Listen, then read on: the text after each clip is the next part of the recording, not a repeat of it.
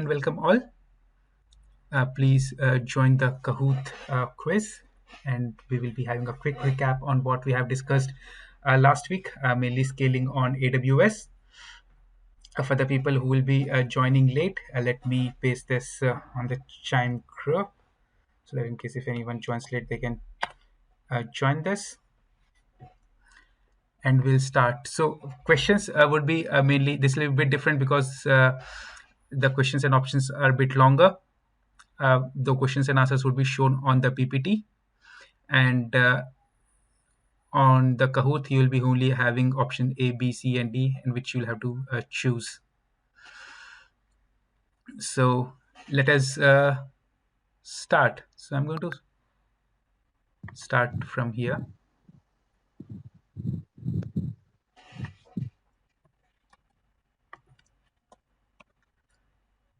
And then the question is this. I've given 2 minutes for every question. So please take your time to read the question, understand the keywords in the question, read the options, use eliminating strategy, and come up with the right answer.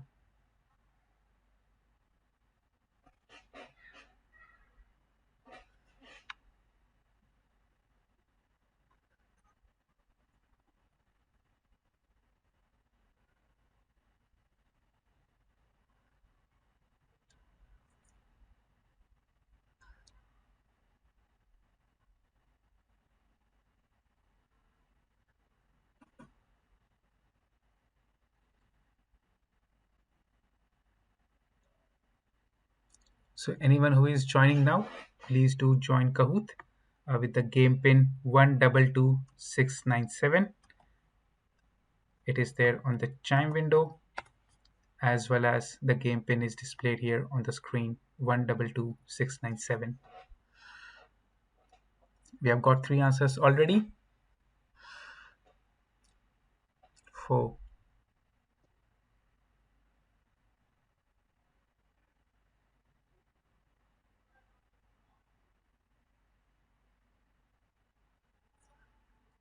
We have last 30 seconds left.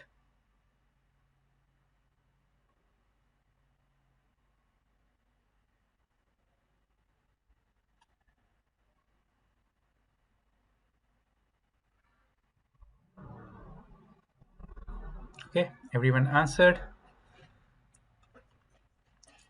So yeah, okay, almost 50%. 5 of you have answered the correct B, and 4 of you have got answer D. So let's see how to solve this question. What exactly the question is asking. In Solution Architect Institute, you might find that the questions are a bit longer than what there is in Cloud Practitioner and even the options. Though I don't think there will be a time crunch, but it's always good to understand what the keywords are in the question and how to use those for the elimination strategy. So in this question, if you see, a company wants to host a static website. That's the first thing, that they need a static website, and they would like should load as quickly as possible for users around the world. So it's a global website, means users are there around the world, and they want a low latency, quickly able to access the static website. And the most important thing is a cost-effective solution. They need a cost-effective solution. So in this question overall, there are 3 main important things: static website, cost-effective, and users from across the world. So when there is a static website, you should always think about S3, that you can host, because there is no processing required. So there is no compute as such required. It is more of, there are static web pages that needs to be loaded. So you can load those static web pages on a S3, and you can enable the S3 to host a static website. So it's a static website, then you have S3. So if you see the 4 options, you have S3 only in the first 2 options. And that should eliminate option C and D automatically. It's not that we cannot use a EC2 instance with the EBS backed volume and store those static web pages on the EBS volume and serve them through a EC2 instance. Yes, we can do that. It's not an efficient way, and most definitely it is not a cost-effective solution. You will be running a compute instance for 24 by 7, and then you'll be thinking about high availability. So you'll have to have multiple EC2 instances, then in multiple availability zones. When there is a peak, then you'll think about auto scaling to ensure you have more EC2 instances and all. With S3, all of them is automatically managed for you. So hence C and D is not the right option at all. Now between A and B, and I'm glad everyone found that, like no one has seen A as the right answer. It's like, yes, there's also an option that we can have the same content across multiple S3 buckets in across different regions. Not the right way to set it up. Uh, we do replicate S3 to another region. That's mainly for disaster recovery, so that in case the first one goes bad, then we can use the data from the other region. But because we need to reach to the users globally, and so CloudFront is the one. This is a CDN, content delivery network, so that they can reach the end user with a low latency. So answer B is the right option. Good enough. We'll move on to the next question now.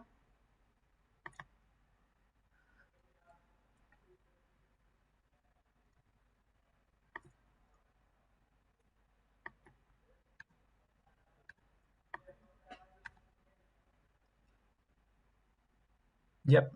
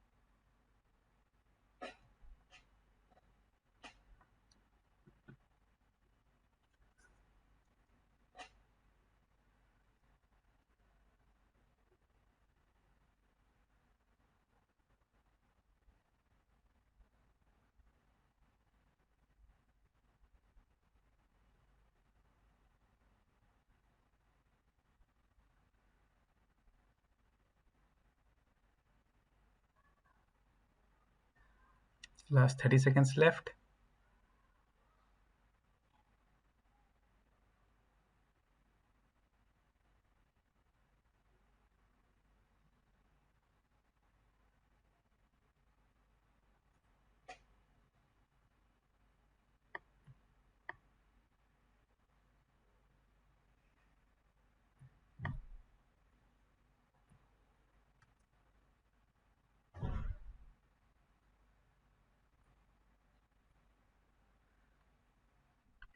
Okay, so only 3 people got the right answer, which is C, and 4 people have said it is D, and we'll see why it is not the right answer, and one has said the right answer as A. So let's again see. So this question, very frankly, it's purely about high availability. It does not test any specific AWS service. It's more about understanding the logic behind it. So we'll see how we can do that. The most important thing, it needs to have 6 EC2 instances running at all times.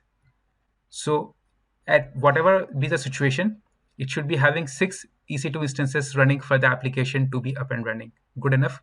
How is the application deployed? It is deployed whichever region, that's okay, across 3 availability zones. It doesn't matter which availability zones they are, A, B, and C, their logical names. So we have a specific application deployed in a specific region across 3 availability zones, and we need to have minimum 6 instances running. Okay, which will provide 100% fault tolerance, which is 6 instances running with the lowest cost. Good enough. In the event that one availability region becomes unavailable, so they are saying that we are running across 3 availability zones. Even if one availability zones go down, even then we should be having 100% fault tolerance. So even if one availability goes on, even then we need to have 6 instances running. So overall, we need to have it in a way that out of these three, any availability zone can go down. But the other two availability zones, the number of instances in the other two availability zones should be equal to 6. So let's see how we can do that. In option A, the easiest way is to have 6 EC2 instances in all the availability zones. So even if one availability zones goes down, the other two availability zones will be having 6 instances each, but overall we'll be having 12 instances running. It is the right option, but then again the question says the lowest cost. In this scenario, we are having 6, 6, and 6 total 18 instances running. So this is the right option, but let's see if this is the most cost-effective solution or not. Because in this scenario, we are running 18 instances. The second says we have 6 running in one availability zone, 4 running in two availability zone, and 2 running in the third availability zone. So when one availability zones go down, so let's assume that the availability zone goes down, which has the maximum instances. So this one goes down. Then the other two has 4 and 2, 6. So even if the availability zone with maximum instances go down, still we'll be having 6 instances running, which is again the right option. But for having this setup, how many instances are we running? 6 plus 4, 10 plus 2, 12. So between A and B seems to be a better option because in this it is more cost effective. Overall, we are running just 12 EC2 instances as compared to 18 EC2 instances in solution A. Coming to 3, it says that deploy 3 instances in one availability zone, 3 in the other, and 3 in the first. So it has three EC2 instances in all the availability zones. So irrespective of which which availability zones goes down, the other two availability zone will still be having 3 and 3 instances running. So we'll still be having 6 instances running. So this also seems to be the right option. And overall, how many instances have we used here? 3 plus 3 plus 3, 9. So between A, B, and C, seems like 9 is the most cost effective till now because it is able to achieve having 6 instances running up and running even if an availability goes down. The first one was 18, the second one was 12. Now let's see the last option. It says that having 2 EC2 instances in each of the availability zones. So it is having 2 instances in each availability zone. So overall, it is running 6 instances. So this has the least number of EC2 instances running. But in case one of the availability zone goes down, then we will be having only 2 and 2, 4 EC2 instances running at one time, which would not meet our goal of having 6 EC2 instances running at all times to provide 100% fault tolerance. Hence, D is not the right option. And between A, B, and C, C is the lowest cost effective, so C is the right option. Hopefully that makes sense, that in case of such questions, how we can apply some logic and quickly eliminate the wrong options. Let's move on to the next question.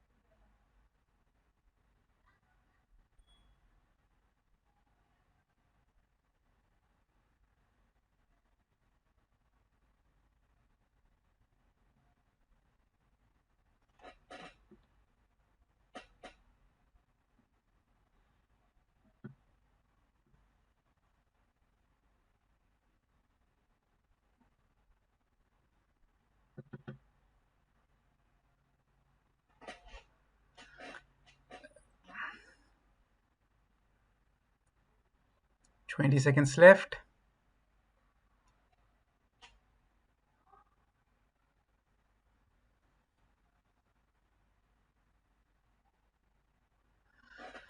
Okay, so yes, most of you got the right answer, which is C. So we'll look at how quickly we can, solve this question. So the overall question, with whatever context they are providing, which is good, but the important thing is that database reads are causing high IO and adding latency to the write requests. Okay, but what do we want to do? We want to separate the read request from the write request. And we discussed in our previous session in scaling on AWS that we can add a read replica so that the reads happen from a replica and write can happen on the primary. So in this scenario, your option is to directly go to the read replica. So which is the option C, create a read replica. Then there's a D option, create a second Amazon Aurora database and link it to the primary as a read replica. This is just a way to confuse an option. It's not exactly an option. We do have a multi-master concept in Aurora, which we'll discuss. But if you want to create a read replica, it is from a master that you create a read replica. And the first two options, again, for multi-AZ is mainly in case of failover, not for distributing your load of reads or writes. And then there is a caching concept that we'll be looking into, elastic cache. So C is the right option. Let's move on to the next question.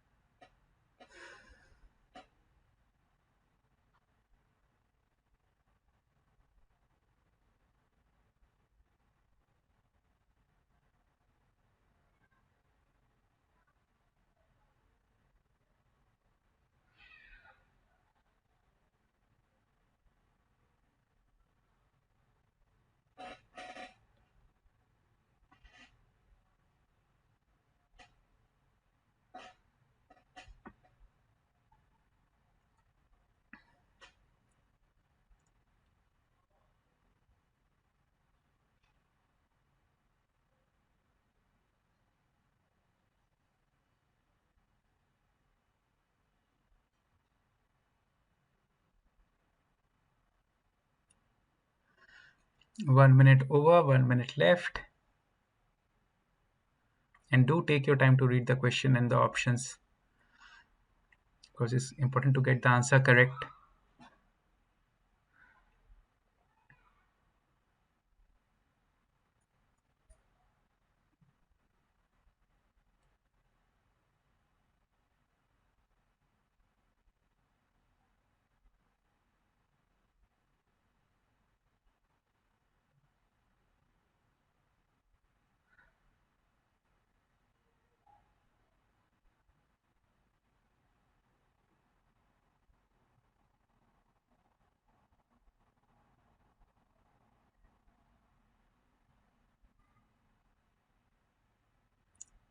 Wow, that's really good. So 7 of you got the right option. So yeah, this is a classic case of decoupling. So anyone coming from a developer background will be able to understand that this is all about breaking application into multiple microservices, and multiple microservices need to interact with each other. So how can they pass data between one microservice to other microservice? So we need to have some mechanism in between. So what that mechanism can be? So there are 4 options to have this in a mechanism in this particular question. So they said it is either a S3 bucket, it is either a SNS topic, it is either a Kinesis data fire hose, it is a SQS. So option A, B, and D all are correct in terms of yes, S3 can be used as a buffering SNS can be used as a way to store data in between and then publish it, so that the other microservice can subscribe it. And D is also the right option, D being the most efficient in this particular case, because SQS is a queuing mechanism through which these kind of patterns are implemented. And if you remember, we discussed this even in our scaling on AWS uh, session last week, that we use SQS for such kind of scenarios. So, using S3, the issue would be that there will be a latency added to add the object into the physical kind of a location, and then reading it again, that will add again a latency. SNS topics is more of a publisher subscriber than interacting, though it can be used. But in case if there are scenario like you need to send an email or send a notification, that's when SNS would be used more. Kinesis data fire hose is mainly to have the streams of data collected in batch and stored into a destination, target destination, rather than using it as a intermediate mechanism for processing the data. That will be Kinesis data stream, which can also be again a good option. But in this particular scenario, Amazon SQS is the right option. So for this quiz, we total have 8 questions and we are halfway with 4 questions, and let's have a look at the scores. So we have Siskin leading, and then we have Sitanshu and Turgut very much nearby, trailing by Sushil and Subir. Good enough? So we'll go on to the next question.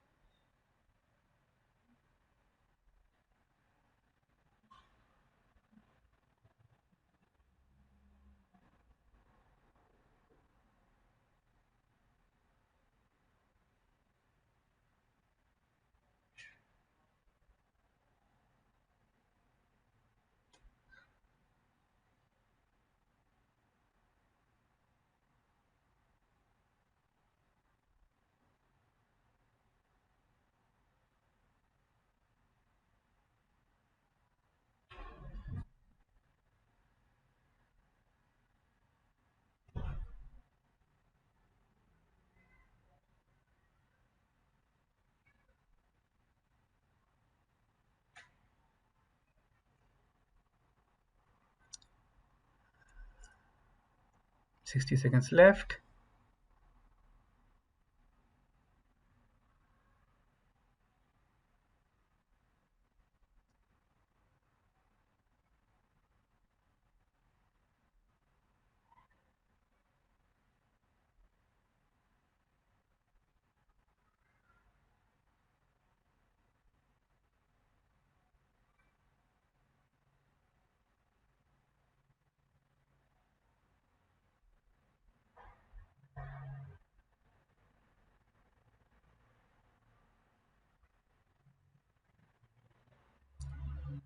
Last 20 seconds.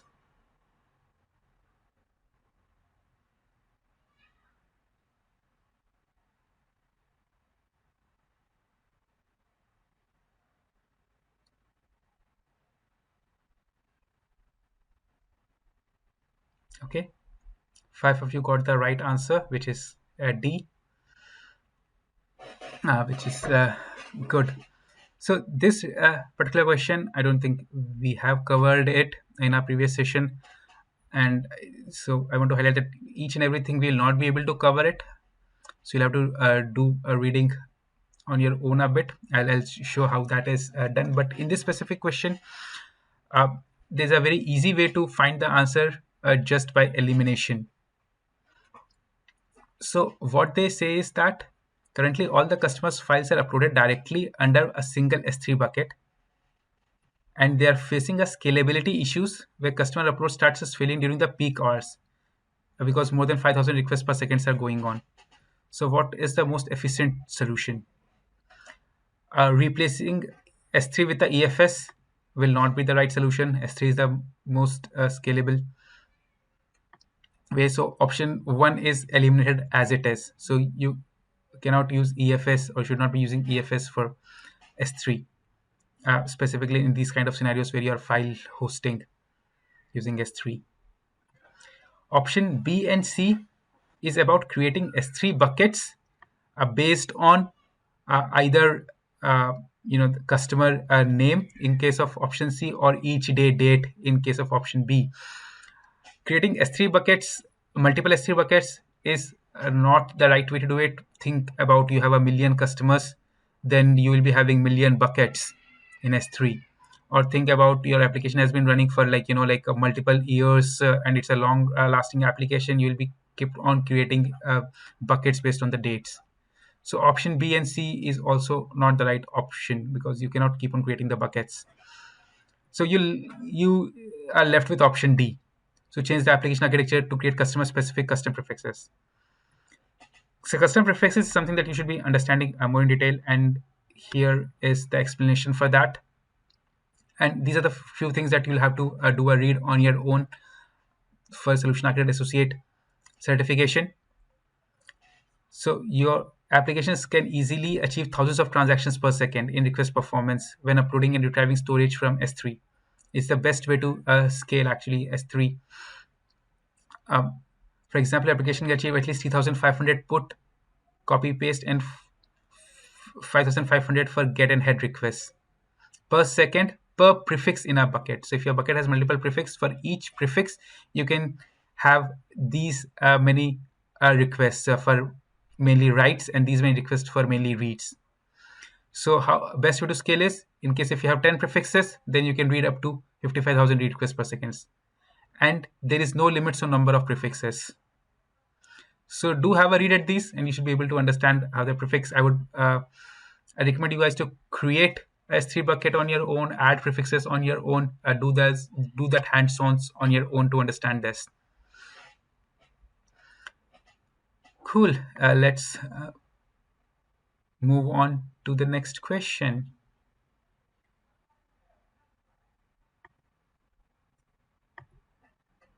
Good to see Turgut up in the game.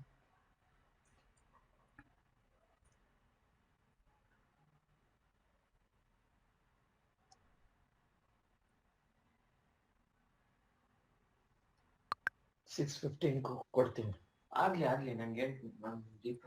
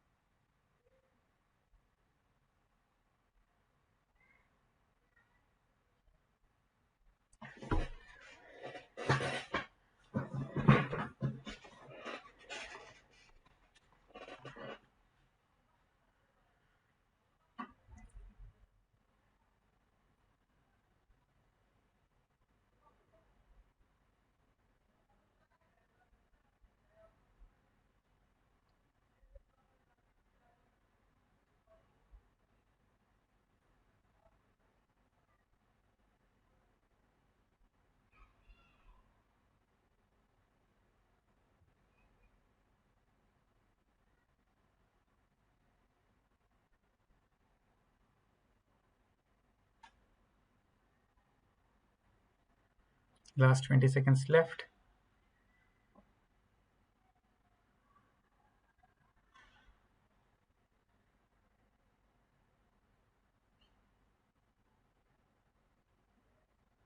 Wow.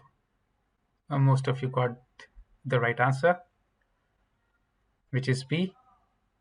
And that's exactly true. It's from the elimination strategy. It is very simple to find the answer for this. Someone deleted a couple of tables from the production environment. Obviously, this is something that is unfortunate and should not be done. But the best way to do is to enforce that that particular person does not have the permissions to do that.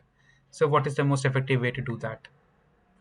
The first option says only root users should have the full database access. Not the right thing to do. You should never be using the root users for these things. Create a user with admin access, and there'll be few people who should be having the admin access role. B, use a permission boundary to control the maximum permissions. Seems like option, but I assume that there might be a people who do not understand permission boundary. But still, this is something that we cannot negate it outrightly. So B is one of the option that we have. Remove the full database access for all IAM users. That's not the right thing, because if you go to remove full database access to all users, then nobody will be able to access it. And then finally, the CTO should review each. Cannot be a viable solution for large organizations. Uh, so let's say there's a company with thousands of employees. CTO cannot keep doing that in his own time. So B is the right answer. Going on to the next question. So we have two more questions left. So top three positions are being held strongly.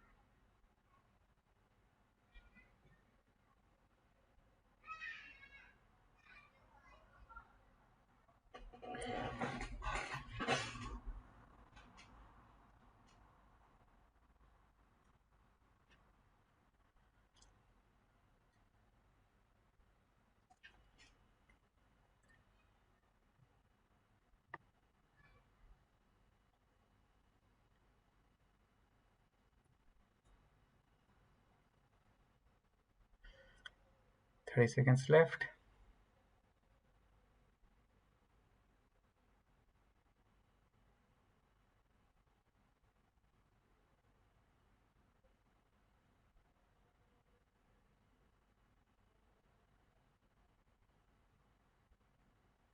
Okay, some mixed response here between answer A, B, and C. The correct answer is A. Again, this question is about a web application, and in this web application, users should be able to download and upload unique data up to gigabytes in S3 in size. So, because again, it's about uploading and downloading a unique data, there is no compute required, and the data is in gigabytes. S3 is the right option for sure. So, option C and D are not correct, because having Amazon EC2 with auto scaling is an option, but it's not the right way to uh, do or handle a lot of data, because ultimately, even if you do this, the underlying storage has to be S3. You cannot keep gigabytes of data, or you should not be keeping gigabytes of data thinking about the performance and the cost effectiveness on a EBS or a EFS and serve through EC2. So option A and B are the uh, correct options. And between A and B, so using Amazon S3 with transfer acceleration is the right option. Cache control is a part of uh, CloudFront. The best answer here would have been Amazon S3 with CloudFront, which is not an option. So there will be questions like this that you know a specific answer that this is the right option, but that will not be present as an option. So between the rest of the options that are present, you need to choose the best one. So from the options that we have present here, A is the best one. So we can use Amazon S3. And again, transfer acceleration is something I understand we have not discussed yet. We'll not be having time to discuss each and every topic, so we'll do a bit of own reading. A transfer acceleration is a way that the data is transferred from one location to another using AWS network, backbone network, and that's why the transfer is faster. So there's extra cost to enable this, and with that extra cost, you will be experiencing less delay. And because there's gigabytes of data and you need to maximize the performance, the best way is to transfer the acceleration. They've not talked here about the cost, so transfer acceleration, even if it's a bit extra cost, it is the right answer. We'll move on to the next question.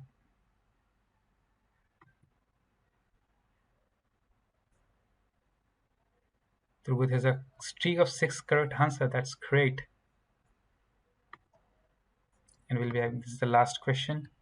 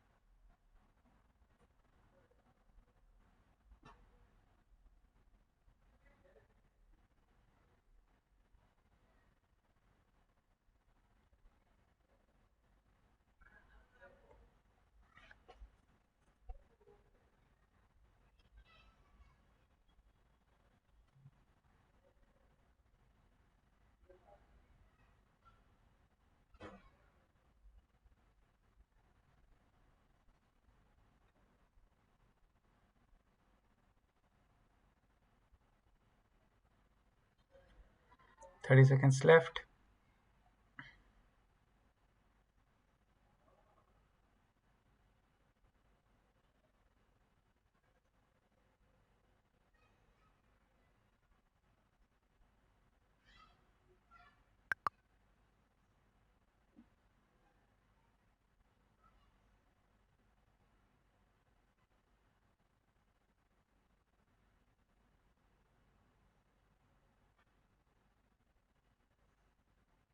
Yep, most of you got it right, which is option D.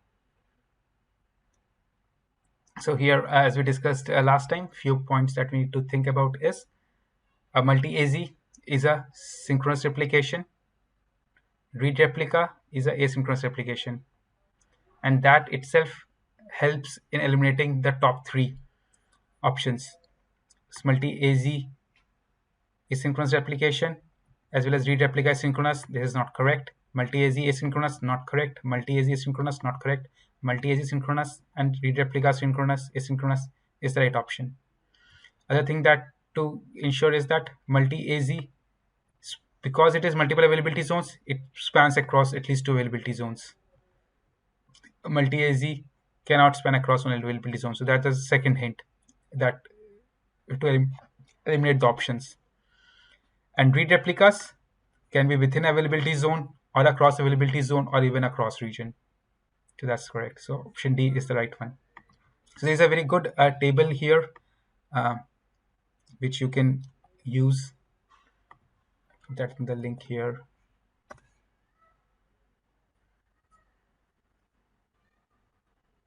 So in this specific table, you'll be able to see how it differs between multi-AZ deployments versus multi-region deployments versus read replicas. That what purpose is for each. That multi-AZ is for high availability, multi-replicas is for scalability, and multi-region deployments is mainly for disaster recovery and the local performance here. In terms of whether it's synchronous or non-synchronous, multi-AZ, non-Aurora it is, Synchronous override is asynchronous application. Otherwise, it is asynchronous application. So go through these. This will be helpful in understanding the differences between these. With that, we come to the end of the quiz.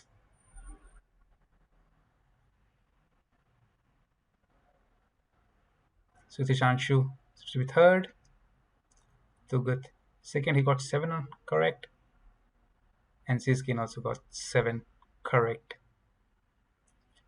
Great. Hope you guys have found a quiz a way to understand the kind of questions that comes. I picked up the simpler questions in this quiz just to give you a feeler. Solution architect might be a bit more challenging than the kind of questions that we have seen here.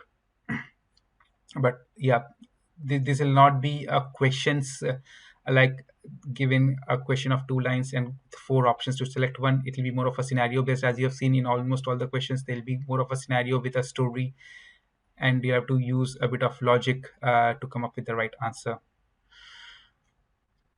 Having said that, as we discussed last time, this block should help you understand the overall. So if we go to the part 3, so this is where we discussed a way for our scalable application. Your EC2 instances are in a auto-scaling group across multiple availability zones in an elastic load balancer with a database in a separate subnet, private subnet, with a standby and the read replicas with a cache. For static content, we do have a S3 in with a CloudFront in front of it.